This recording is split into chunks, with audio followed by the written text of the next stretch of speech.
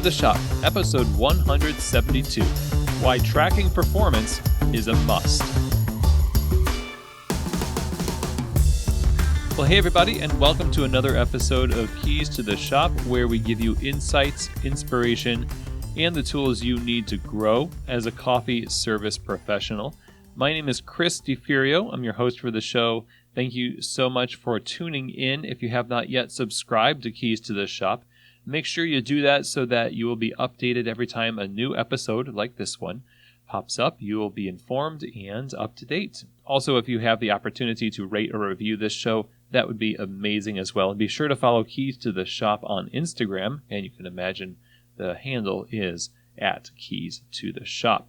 So today we're going to be diving into talking about systems for tracking performance and the necessity of this in your shop and the things that you really want to avoid and the things that you're going to want to implement too. This is going to be a very actionable episode, and I can't wait to dive in with you on this. First, I want to thank our sponsors here at Keys to the Shop. They're the ones who really keep this show going. And let's start with the always amazing Prima Coffee. Prima Coffee is one of the world's best specialty coffee equipment suppliers. They curate the best coffee equipment from all over the globe to fit perfectly with what you need, either in your home or in your shop. So not just home equipment, but also commercial equipment such as espresso machines, grinders, even under-counter refrigeration. If your shop needs it, Prima Coffee has it. Go to prima-coffee.com and see what I mean. Not only is there an amazing selection of products to choose from, but there's also an amazing selection of resources about how to brew coffee, how to use the equipment, how to clean the equipment, things like that. Really amazing stuff from Prima Coffee, all for free because they're all about helping you make great coffee. I've always enjoyed working with Prima, and I know you will also. Go to prima-coffee.com. Reach out to them and see how they can get you the right gear to fit your situation. And thank you so much, Prima, for your support of Keys to the Shop. This episode is also brought to you by the wonderful Pacific Barista series. Of course, this is the line of plant-based performance beverages that are designed specifically for professional baristas and the standards for excellence that professional baristas have for their products. So in your shop, if you're using almond, soy, coconut, rice, or oat milk, when you use the Barista series, you can expect that it will take the heat from steaming. It'll give you a great silky and latte art ready texture and keep the flavor balance of the beverage focused on coffee. Very important. It makes it a perfect choice for your cafe's menu. Pacific is hugely dedicated to the success of specialty coffee in the barista community. These products are just one of the testimonies to that fact.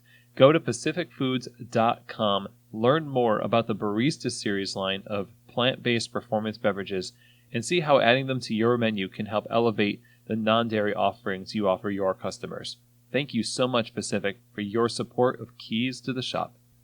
Okay, so today I wanted to talk about something that I feel is really a critical area that's overlooked in cafes way too often, and that is tracking performance. Actually having the discipline to write down what happens in the life of a staff member in the store so that you have something of a record for both the positive things and also the negative things. You know, there are going to be times where you have to discipline employees. That's just part of running a cafe.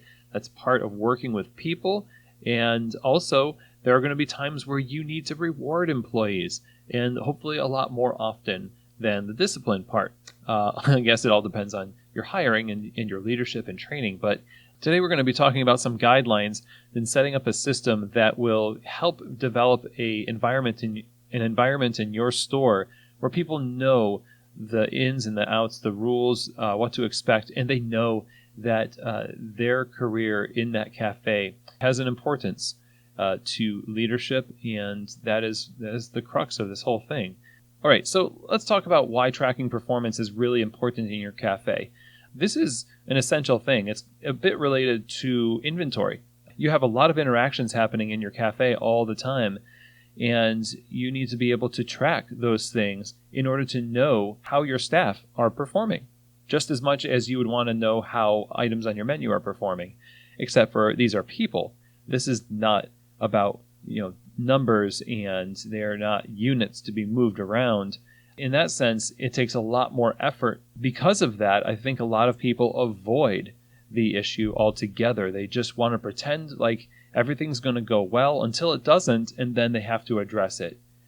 Basically, this is a communication system. Tracking performance is all about communicating to people that you see what they're doing. You can actually prove that you're paying attention to them and the job they're doing, whether good or bad. Most cafes don't have systems like this set up, and so the barista will do an amazing job during a rush, but it's only them and their coworkers who get to relish in that. Most bosses and managers just don't say anything about it, or they never see it at all.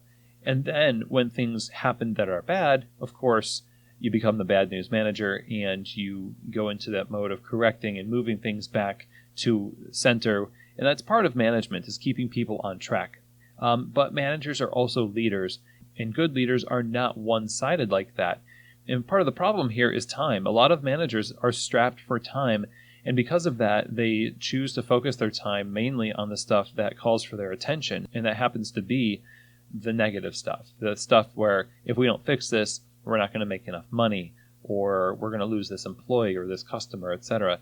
Unless you've got a system in place that is there to hold you accountable as a manager, because you know that the time management aspect of being a manager is always going to default toward not having enough time for really thoroughly tracking performance, whether good or bad.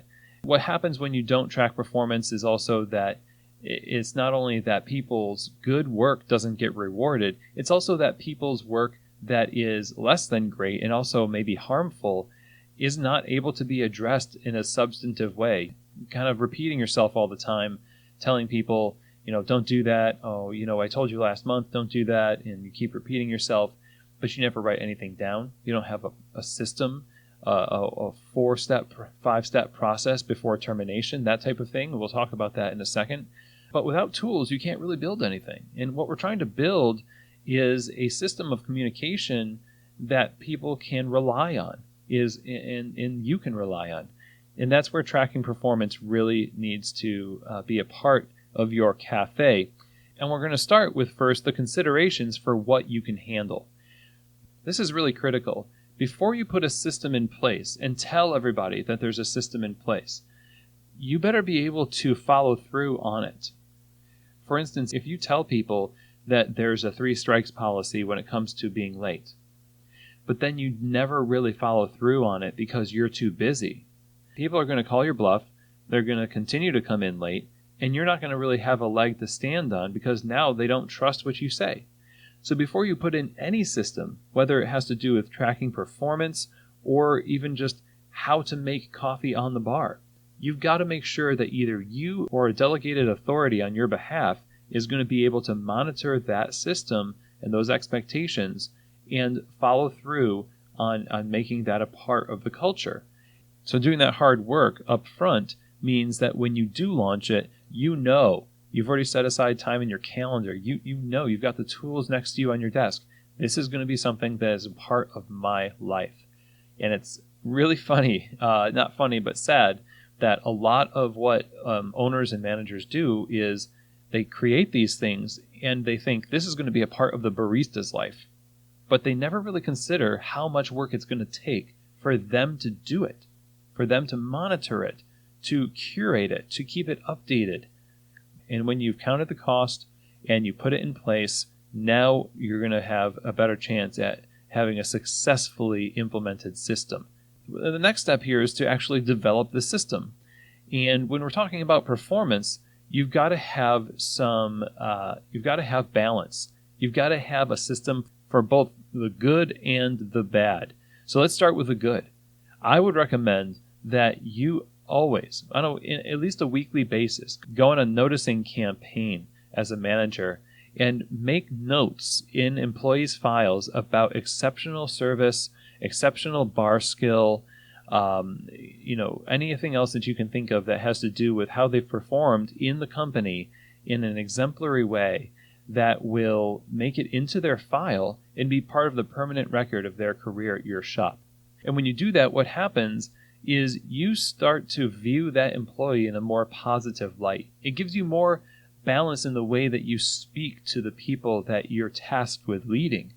Instead of always assuming that people are just a hair's breadth away from doing terrible things, you're balanced in your perspective of who they are and that they do a lot of amazing things also, and it will soften up the way that you carry yourself, especially if you happen to be one of those really kind of like taskmaster managers with somebody who's all about business and maybe a little intimidating. This is really critical. What it also does is it gives you a way to praise people specifically. So when you tell people they're doing a good job and they're killing it and stuff like that, it really doesn't mean much because so much has happened in the day that nobody knows how to apply that to what they did. And therefore, they don't know what to repeat. They don't know what behavior it is that you loved. And that's what we want to know. We want to know what you loved. We want to know what our bosses are just amazed by because we want to do it again, right? So in tracking this type of thing and then being able to communicate it well to people specifically, then you're encouraging future good behavior and performance on the bar. And when it comes time to review, that's really important also because so many reviews, and we've talked about this in past shows, so many reviews are made up of generalities. So when you're giving a raise, it's nice to get a raise, but sometimes it's kind of a bummer that you're getting a raise, but it's obvious that your manager can't give specifics about your performance, sometimes because they're not paying attention, other times just because they're not around. So again, going back to determining what you need to be ready for in applying the system, you need to be ready to be present. Be present, be aware, be looking for things, writing them down, putting them into the file, and then communicate those positive things to the employee. Now, another thing here in the category of tracking good performance is that you can attach specific rewards to specific behaviors. Typically, we see this when baristas are able to be proficient on bar, and then after a test, they're given their certified barista certificate or level 2 barista, and with that comes a pay bump, maybe some added responsibilities and autonomy, benefits, things like that. It's up to you what you value in your store. Again, you need to be able to reinforce good behavior by recognizing it and rewarding it. And whatever system you come up with, make sure that you've got the people and the tools and the financial means in place to actually follow through with it. All right, so now when it comes to tracking performance, you've got your good category, the things that you want to see. You're writing that stuff down in their file, communicating it to them. You're creating systems of reward for behavior that you want to see repeated. And you know that you can follow through with these things because you've done the math, you've looked at your schedule, you've delegated authority to oversee it. We're good to go. Now we have to deal with the negative stuff because that's just part of life. Your staff, maybe your managers, are going to do things that require some kind of corrective action. Without having a clearly defined system for corrective action in the shop that is communicated to everybody and followed through on, you're going to invite toxicity into your store. Employees who take advantage of negligent owners and managers are going to destroy the cafe culture. And this goes back to what Bruce Tulgan talks about in It's Okay to Be the Boss. And environments where there's undermanagement, when there's hands-off management, and I'll say when there's no systems in place that are clearly communicated and followed through on, low performers hide out. And for today's discussion, when I say low performers, I'm not talking about people who are just not fast enough on bar. Let's just say somebody is rude to customers. Somebody is rude to coworkers, is not pulling their weight on bar, is constantly on their phone at the register. Things like that. There are actions that are detrimental that need to be corrected. And without a system in place, you can just kind of talk to them about it and hope that it changes, but there's really no teeth to that. And you hope that your ability to love them professionally as a manager is enough to just melt their cold heart. But in the end, you end up realizing quickly, if there's nothing that is going to happen to them, that it's easier just to keep on doing it.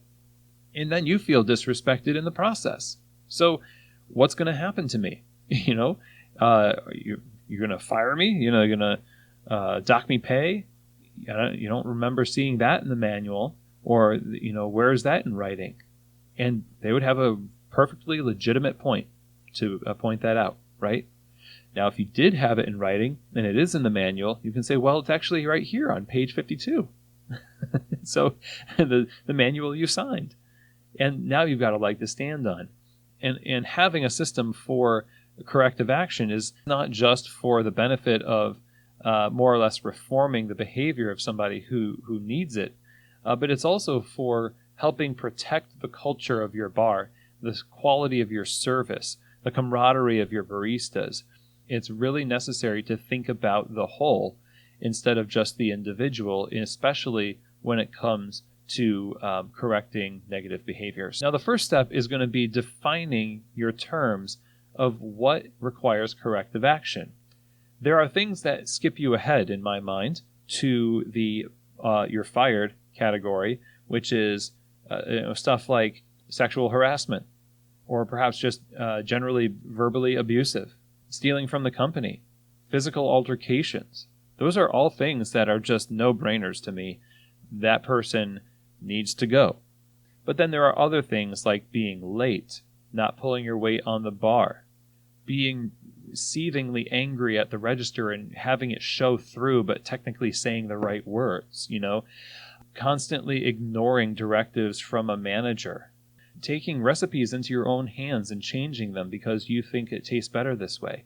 There are tons of different little things that we think it's not a fireable offense, but it's a type of behavior that, if it continues, might be.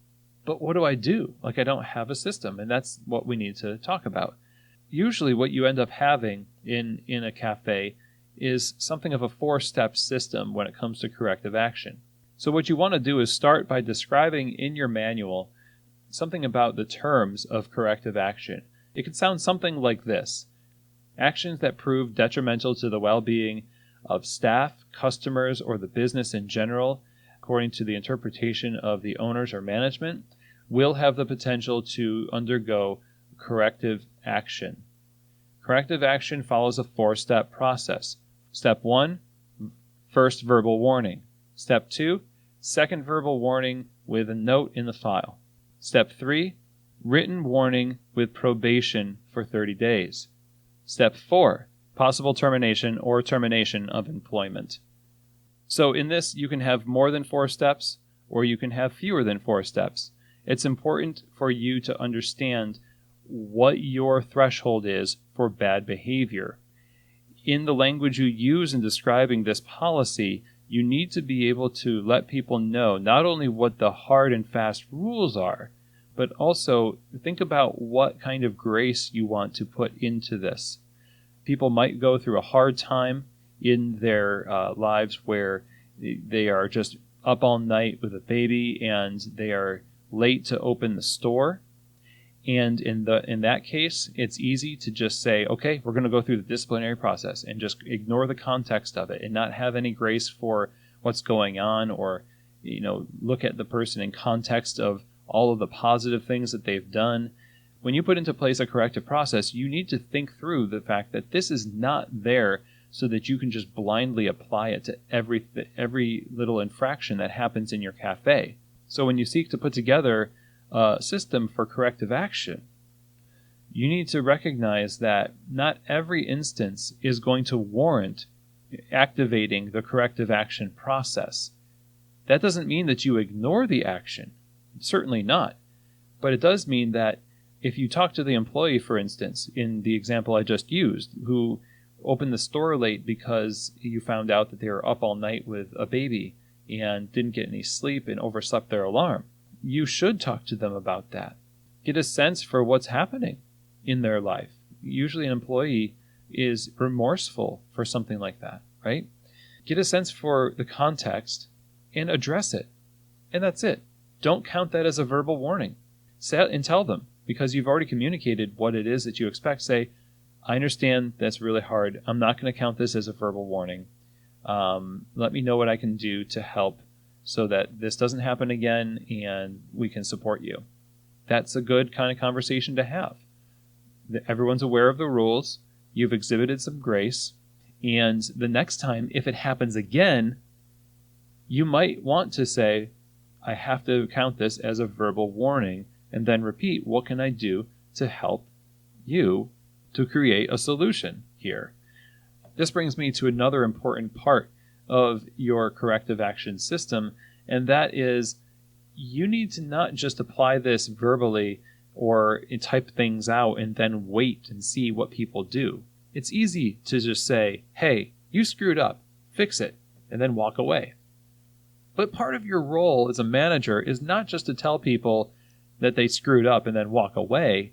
You need to help them figure things out a little bit. You've got to have some kind of a plan for talking through some stuff or offering resources to help them get better, to coach them into the right path. This is really important, that you don't treat the system as an excuse to just check out. The system's not going to do your job for you. It's simply a tool that you use to communicate the standards, and then you can have these types of professional conversations around what everyone understands are the rules and policies, okay?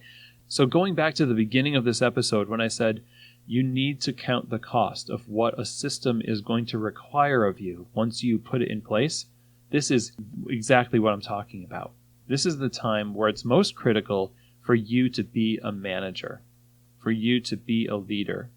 When somebody needs your help the most, when you have to have that verbal warning, it's easy to just complain about them when you gather with the other managers or with the owners and just think, I can't believe that they're not doing their job perfectly like I want them to. A lot of that might be because of you. Maybe you have a solution that you have not given to them because you feel offended that they've, broken the rules and now they're making you look bad in front of your boss. Get the selfishness out of the equation. Start being a servant leader to them in the corrective action process and look for resources that you can use to help them get better at what they need to get better at. There was one instance a while ago where somebody had a hard time, where a barista had a hard time with hospitality. They would hide from the register. They would do dishes. They just couldn't take people that well, right? And this is a people business, and so you can't just do certain tasks like, you can't just request to go stock beans in the closet because you don't want to have to deal with customers coming in the cafe. And this was very much a constant conversation, and eventually it needed a corrective action. And it started with a verbal warning, and it then progressed to a written warning with some probation. Now, during the probation, what I did for them was to sit down and go through Danny Meyer's book, Setting the Table, chapter by chapter, sort of our own private book club, just an excuse to have some conversations about hospitality. And the cool thing is that not only did we get closer, but it actually worked, and they became softer and more friendly and warm to customers, and they kept their job. If it didn't work, obviously we would have had to go to the next step in the corrective action process, and that's not what I wanted. It would have been easier to just say, we'll be watching you, so good luck, better Google some solutions real quick. That would have been cruel, and this is not to toot my own horn, because I've certainly done a terrible job in other situations where I haven't had a system, and I've just told people, what they're doing wrong, and watched as they kind of flounder and then got mad that they weren't finding solutions for themselves. So don't do that. Be a partner with somebody. Help them along into the behavior and the action that you want them to be implementing behind the bar. So all that said, when it comes to having a system for corrective action, you're going to want to first make sure that you understand what is and is not a fireable offense. So what are the lines that when people cross, they actually are going to be fired right away? Physical altercation, stealing, sexual harassment, all those are examples. And then what are the things that just require a more lenient but still step-by-step process, that 4-step process we talked about, verbal warning with a note, written warning with probation, and then potential dismissal. What are the things that fall into that category for you? that you can't list all the behaviors that might fall into there, because people invent new ways to be, weird at work all the time. So you generally have to leave it up to your own discretion. But in this process, remember also, like we just said, you have to be a part of the solution as well, and determine that it's going to be work for you to not only keep track of what's going on in the bar, to record it and put this process into place where necessary, but you also have to be a part of the solution for the individual. And not every behavior that is outside of the lines of the standard needs to be met with just a strict, these are the corrective action steps and you're now in the process. Look at the context, treat people, not like units, and then when it becomes necessary, address things for sure so that they don't go unnoticed, so that people don't get the wrong idea that they have the leeway to just do whatever they want. And then when it becomes obvious that this is not a fluke, that this is actual repeated behavior, now you have a system in place. Now you have a process that everybody recognizes, and there's actual teeth to your communication. People know what's at stake at this point. And sometimes people just don't want to be there. And they'll let that corrective action process take place all the way down to the last step. And they're fine with it. And ultimately, if that happens, at least you've moved somebody on in a structured way. They can't come back and say, well, I was let go unfairly. If you have a system in place that allows you to track these types of things, and you've got a history, you can come back and say, no, you signed up for this. You signed on to this. Here are the rules. Here are the standards. Here's a record of all of our conversations that we've had.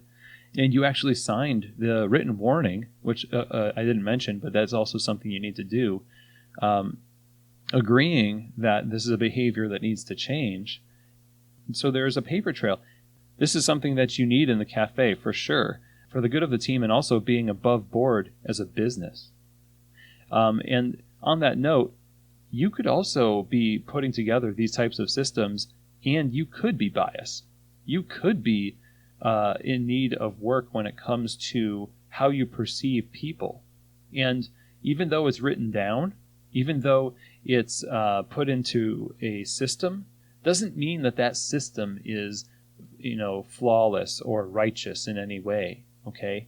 You need to be able to take a deep look at yourself first, because part of you as an owner is going to make it into the system because you're creating it. You're a human being.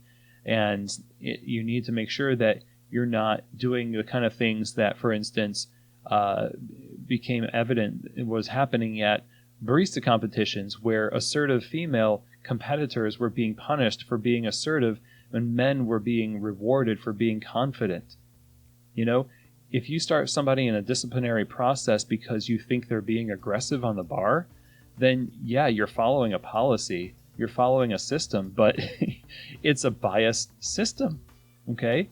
So all of this doesn't mean anything if your system is actually biased against somebody for whatever reason. It could be their race, it could be their sexuality, just you name it. Just make sure that you're not putting that flaw into the system. One of the best things you could do is maybe have your management team be part of writing this process. So it's not just one person doing it, it has multiple eyes on it. So you're less likely to create something that is systemically flawed.